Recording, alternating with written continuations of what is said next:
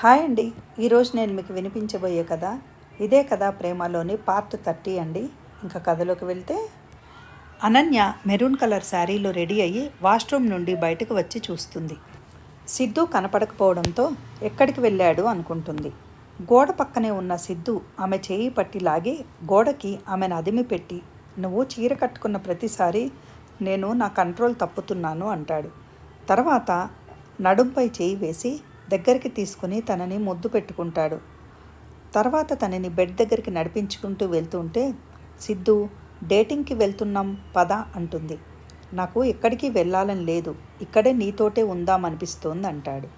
అదేం కుదరదు, వెళ్ళాలంతే అని అనన్య అనడంతో, నువ్వు డిసైడ్ అయిపోయాక నేను ఇంకా చెప్పేదేముంది అంటాడు నవ్వుతూ సిద్ధు.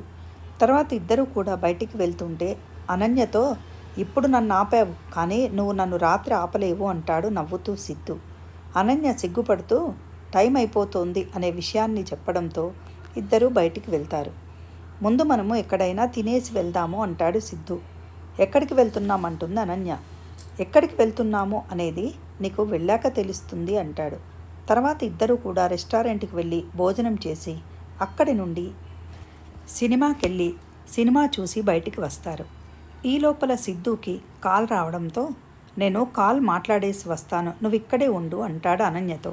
అది చూసిన అనన్య, ఎప్పుడు చూసినా సిద్ధు ఆఫీస్ వర్క్లో బిజీ, లేదంటే ఫోన్లో బిజీ, నేను ఇలా తీసుకొచ్చాను కాబట్టి సరిపోయింది, లేదంటే ఆఫీస్ వర్క్ తోటే సరిపోతుంది అనుకుంటూ రోడ్ వైపు చూస్తూ ఉంటుంది అనన్య. అప్పుడే ఒక వ్యక్తి తన కనపడటంతో ఒక్కసారిగా అనన్య కళ్ళు పెద్దవి చేసి ఆశ్చర్యంగా చూస్తూ ఉంటుంది.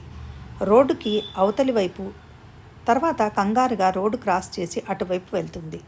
కరెక్ట్గా థియేటర్కి అవతల వైపే రెస్టారెంట్ ఉండడంతో ఆ వ్యక్తి రెస్టారెంట్లోకి వెళ్తూ ఉండటం గమనించి పరిగెత్తుకుంటూ వెళ్ళి ఆ వ్యక్తి ఎదురుగా నిలబడి వరుణ్ అంటుంది. వెనక్కి తిరిగి చూస్తాడు. అనన్య అంటాడు. తర్వాత అనన్యకి దగ్గరగా వస్తూ ఉంటాడు. అక్కడే ఆగు అంటుంది. సరే కానీ ఇంతకీ నువ్వు ఎలా ఉన్నావు అంటాడు వరుణ్. నేను ఎలా ఉంటే నీకెందుకు, పర్లేదే, నేను నీకు ఇంకా గుర్తున్నానన్నమాట, థ్యాంక్స్ అనగానే వరుణ్, నీకు నా మీద చాలా కోపం వచ్చినట్టుంది కదా, నీకు మొత్తం అర్థమయ్యేలాగా చెప్తాను. నీకు పెళ్ళయిందని నాకు తెలుసు, నిన్ను పెళ్లి చేసుకున్నది ఎవరు అంటాడు. వెంటనే అనన్య, నేను నీతో మాట్లాడాలనుకోవట్లేదు, ముందు నేను అడిగిన దానికి సమాధానం చెప్పు అంటుంది. వెంటనే వరుణ్ అనన్యతో, మనము ఇక్కడ మాట్లాడలేము, చాలామంది ఉన్నారు, ముందు అక్కడికి పద అంటూ తన చేయి పట్టుకోబోతుంటే అనన్య చేతుల్ని వెనక్కి తీసుకొని, నువ్వు నన్ను ముట్టుకోకు అంటుంది గట్టిగా. సరే నేను ముట్టుకోను కానీ అక్కడికి వెళ్దాం పద అంటూ హోటల్లో ఒక పక్కన ప్లేస్ చూపిస్తాడు. అతనితో పాటు వెళ్తుంది. వాళ్ళిద్దరూ కూడా అక్కడ కూర్చున్న తర్వాత, ఏం తాగుతావు అంటాడు. వెంటనే అనన్య, నేను తాగడానికి తినడానికి ఇక్కడికి రాలేదు, నేను అడిగిన దానికి సమాధానం చెప్పు అంటుంది. సరే ఇంతకీ నువ్వేం అడగాలనుకుంటున్నావు అంటాడు.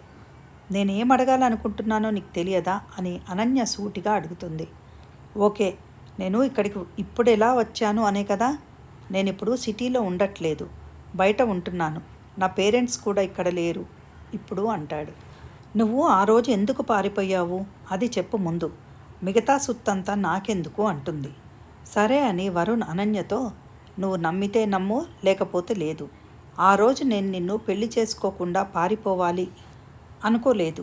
పెళ్ళికి ఒకరోజు ముందు నన్నెవరో కిడ్నాప్ చేశారు. నేను కనుక నా ఫ్యామిలీతో ఆ రోజు ఊరొదిలి పారిపోకపోతే నన్ను నా ఫ్యామిలీని చంపేస్తానని బెదిరించారు, అందుకే వెళ్ళిపోయాను అంటాడు. వరుణ్ అలా అనగానే, నీ జోక్స్ ఆపుతావా అంటుంది గట్టిగా. నేను జోక్ చేయడం లేదాను అంటాడు.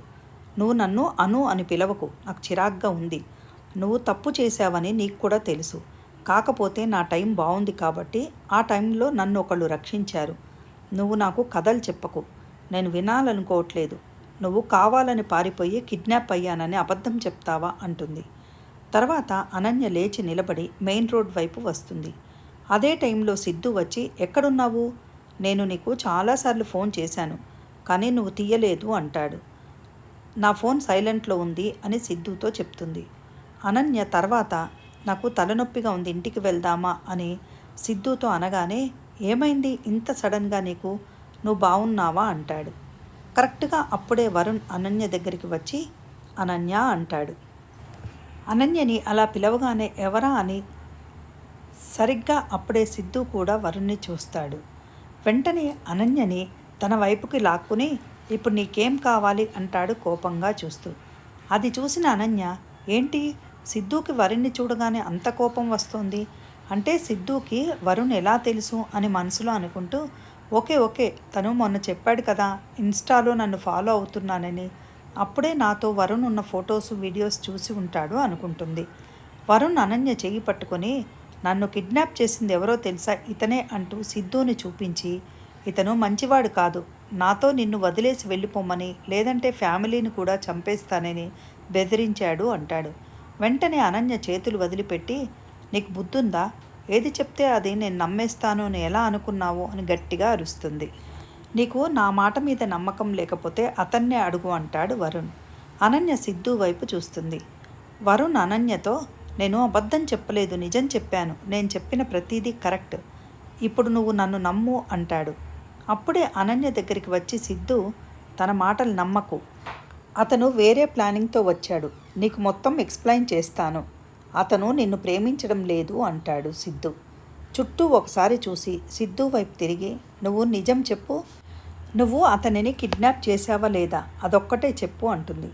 దానికి సిద్ధు నీకు మొత్తం ఎక్స్ప్లెయిన్ చేస్తానని చెప్తున్నాను కదా, నువ్వు అనుకున్నట్టే ఏం లేదు అనన్య అంటాడు. అవును కాదు తర్వాత, ముందు నువ్వు నిజం చెప్పు, నువ్వు అతన్ని కిడ్నాప్ చేసావా లేదా అని మళ్ళీ గట్టిగా అడుగుతుంది అనన్య. అవును నేను చేశాను కానీ అంటూ సిద్ధు చెప్పడంతో నువ్వు ఇంకేం మాట్లాడకు నాతో, నువ్వు నన్ను మోసం చేశావు, ఇప్పుడు ఇంకా నువ్వేం చెప్పినా నేను వినను, నువ్వైతే వరుణ్ణి కిడ్నాప్ చేశాను అని ఒప్పుకున్నావు కదా, మిగతా విషయాలతో నాకు పని లేదు, నేను మోసాన్ని ఎప్పటికీ ఒప్పుకోను, ఇప్పటి నుంచి నీకు నాకు ఇంకే సంబంధం లేదు అని సిద్ధుతో కోపంగా చెప్తుంది. సిద్ధు అనన్య వైపు తిరిగి అనన్య నువ్విప్పుడు కోపంగా ఉన్నావు, ఒక్కసారి ప్రశాంతంగా నేను చెప్పేది విను అంటాడు. అనన్య అస్సలు వినకపోగా మహికి కాల్ చేసి నేను నీకు ఒక అడ్రస్ చెప్తాను తొందరగా రా అంటుంది.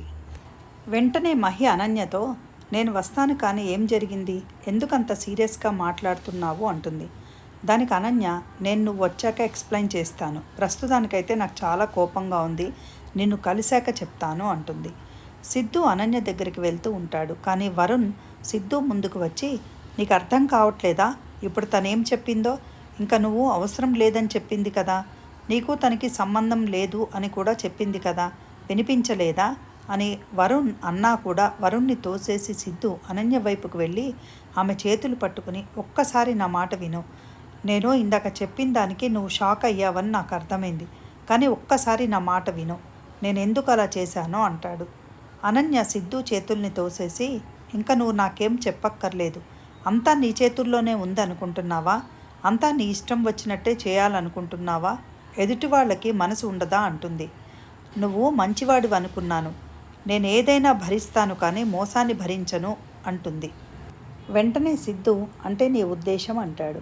అనన్య సిద్ధుతో నేను వరుణ్ మంచివాడు కాదు అనుకున్నాను, కానీ నేను తప్పు చేశాను, వరుణ్ కాదు నువ్వే మోసగాడివి అని అరిచి సిద్ధు గుండెల మీద చెయ్యేసి తోసేస్తుంది. నువ్వు నాకంటే కూడా వాడినే ఎక్కువగా నమ్ముతున్నావా అంటాడు బాధగా సిద్ధు. వెంటనే అనన్య అవును నువ్వు నమ్మతగ్గవాడివి కాదు, నీకంటే వరుణ్ణే నమ్ముతున్నాను, నువ్వు తప్పు చేశావు అంటుంది అనన్య. నీకు నిజం తెలియదు అనన్య, ఒక్కసారి నేను చెప్పేది విను, ఎందుకు వినిపించుకోవట్లేదు అంటాడు. దానికి అనన్య నువ్వు ఏం చెప్పాలనుకుంటున్నావో నేను నీ నుంచి ఏమీ తెలుసుకోవాలి అనుకోవట్లేదు, నాకు ఆల్రెడీ నిజం తెలిసిపోయింది కదా, ఇంకేం నిజం చెప్తావు, నన్ను వదిలేసి వెళ్ళిపో, అసలు మనుషులంటేనే నమ్మకం పోయింది అంటుంది. వరుణ్ వెంటనే అనన్య దగ్గరకు వచ్చి పద అనన్య అంటూ అనన్య చేయి పట్టుకుంటాడు. సిద్ధు వెంటనే కోపంగా వరుణ్ చేతులని అనన్య చేతుల నుండి తీసేసి నువ్వు ఆమెను ముట్టుకోవద్దంటాడు. వెంటనే అనన్య మిస్టర్ సిద్ధు నువ్వెవరివి చెప్పడానికి, నేను చెప్పాలి ఏం చెప్పినా, ఇప్పుడు నీకు నా మీద ఎలాంటి హక్కు లేదు, నీకు మాత్రం కంగ్రాట్స్, నువ్వు వేసిన ప్లాన్ సక్సెస్ అయింది కదా అంటూ రెండు చేతులు జోడించి ఇప్పుడు ఇక్కడ సీన్ ఏమీ క్రియేట్ చేయకుండా నా జీవితంలో నుండి వెళ్ళిపో, ఈ రోజు నుండి కాదు ఈ క్షణం నుండే మనం విడిపోతున్నాము, నువ్వు నన్ను ఫాలో అవ్వాలని చూడకు, అలా చూసావు అంటే తర్వాత పరిణామాలు చాలా తీవ్రంగా ఉంటాయి అని అనన్య అంటుంది. తర్వాత మహి అక్కడికి వస్తుంది. వెంటనే మహీని చూసి అనన్య మహి దగ్గరికి వెళ్ళగానే వరుణ్ కూడా ఆమె వైపే వెళ్తాడు. వరుణ్ని చూడగానే మహి కళ్ళు పెద్దవి చేసి నువ్వేంటిక్కడ అంటుంది. వరుణ్ సమాధానం చెప్పే లోపల వెళ్దాం పదా అంటుంది అనన్య. సరే నువ్వైతే ముందు కూర్చో అని అనన్య కూర్చోగానే కారు డోర్ వేసి ఒక్క 2 మినిట్స్ అంటుంది అనన్యతో. అనన్య ఎందుకు అని అడిగింది. మహి అనన్య వైపు చూస్తూ వరుణ్ చెంప మీద కొడుతుంది. వెంటనే అనన్య షాక్గా చూస్తూ ఏం చేస్తున్నావే అంటుంది. దానికి మహి వీడు పెద్ద వెధవ, వీడిని చూస్తేనే నాకు కంపరం, కాకపోతే నువ్వు ఇష్టపడ్డావు కదా అని నీ పర్సనల్ విషయాల్లో నేను జోక్యం చేసుకోవద్దని ఎప్పుడూ జోక్యం చేసుకోలేదు అంటుంది. అనన్య మహితో నువ్వు వరుణ్ని అపార్థం చేసుకుంటున్నావు అంటుంది. వరుణ్ మహితో నువ్వు అనన్యకి సిస్టర్వి కాబట్టి నీకు నన్ను చూస్తే కోపం వస్తుంది, నన్ను నమ్ము, నీకు ఇంకా పూర్తిగా ఏ విషయాలు తెలీదు, తెలిస్తే నన్ను కొట్టినందుకు నువ్వే బాధపడతావు అంటాడు. మహి వరుణ్తో నీకు సిగ్గుగా లేదా అలా మాట్లాడడానికి అంటుంది. అనన్య వరుణ్తో నువ్వు ఇప్పుడు వెళ్ళిపో, నా మనసంతా గజిబిజిగా ఉంది అంటుంది. ఓకే నేను తర్వాత కలుస్తాను అని వరుణ్ అక్కడి నుండి వెళ్ళిపోతాడు. మహి అనన్య వైపు తిరిగి ఇప్పుడు చెప్పు ఏంటి నీ ప్రాబ్లం, నాకు వీడిని చూస్తేనే అసహ్యం వేస్తోంది, అలాంటిది నువ్వు వాడితో అంత స్మూత్గా మాట్లాడుతున్నావేంటి, తెలివి తక్కువగా అంటుంది. తెలివి తక్కువ దాన్నే నాకు తెలుసు, నేను ఒప్పుకుంటున్నాను, కానీ నేను మోసపోయింది వరుణ్ వల్ల కాదు అని తన 2 చేతులతో మొహాన్ని కప్పుకొని ఏడుస్తూ ఉంటుంది. వెంటనే మహి ఎందుకు ఏడుస్తున్నావు అనన్య, వాడేమైనా అన్నాడా నిన్ను, వాడిని నేను అలా అనటం వల్ల నువ్వు కనుక బాధపడుతూ ఉంటే సారీ, వాడిని చూడగానే నాకు చాలా కోపం వచ్చింది అంటుంది మహి. అనన్య మహి వైపు చూస్తూ నీ వల్ల వరుణ్ వల్ల కాదు నా బాధ అంతా అంటుంది. మరి ఎందుకు ఏడుస్తున్నావు అని మహి అనగానే దీనికి అంతటికీ కారణం అతను అంటుంది. సిద్ధు పేరు కూడా చెప్పడం ఇష్టం లేకుండా. ముందు ఏడు పాపి ఏం జరిగిందో చెప్పు అంటుంది మహి. నేను ఇంకెవ్వరిని నమ్మలేను మహి, నేను తనతో ఒక్క నిమిషం కూడా ఉండలేను, తను చాలా మంచివాడని నమ్మాను అంటుంది. మహికి అస్సలు అర్థం కాదు తను ఏం చెప్తోందో. ఎవరు అంటూ ముందు నేను సిద్ధుకు కాల్ చేస్తానుండు అంటుంది మహి. సిద్ధు అనే మాట వినగానే అనన్య కళ్ళ నుండి ఆగకుండా కన్నీళ్లు వస్తూ ఉంటాయి. మహి సిద్ధుకి కాల్ చేసే లోపల నువ్వు కాల్ చేస్తున్నావు అస్సలు చేయొద్దు, నేను ఇప్పుడు దాకా చెప్పిందే సిద్ధు గురించి అని మహి చేతిలోంచి ఫోన్ లాక్కొని సిద్ధునే వరుణ్ని కిడ్నాప్ చేయించాడు అని చెప్తుంది. అప్పుడే మహి వాళ్ళ రూమ్ రావడంతో ఇప్పుడు ఇక్కడ వద్దు, లోపలికి వెళ్ళాక మాట్లాడుకుందాం అని రూమ్ లోపలికి వెళ్ళగానే మహి మాట్లాడుతూ అనన్య వరుణ్ ఏమీ 2 ఏళ్ల పిల్లాడు కాదు, ఫ్యామిలీ అంతా వెళ్ళిపోవాలి అనగానే వెళ్ళిపోవడానికి, అయినా వరుణ్ గురించి నీకు ఇంకా అర్థం కాలేదా, సరిగ్గా ఆలోచించు, సిద్ధు అలాంటి పని చేశాడు అంటే నేను అస్సలు ఒప్పుకోను అంటుంది. నేను ముందు అలాగే అనుకున్నాను కానీ సిద్ధునే స్వయంగా చెప్పాడు అంటుంది. లేదనన్య నువ్వు అస్సలు అది నమ్మకు, ఏదో తప్పు జరిగి ఉండాలనుకుంటున్నాను అంటుంది మహి. అనన్య మాట్లాడుతూ నేనేం ఆలోచించే స్థితిలో లేను, సిద్ధు నాకు వేరే పేరుతో ఇన్స్టాలో నన్ను ఫాలో చేశాడని తెలిసినా నేను పెద్దగా పట్టించుకోలేదు, తనెప్పుడూ కూడా నన్ను అలా చికాకు చేస్తూ ఉండేవాడు, అప్పుడు నేను తన్ని బ్లాక్ చేయాల్సి వచ్చింది అంటుంది. ఏం మెసేజ్ చేసేవాడు అంది.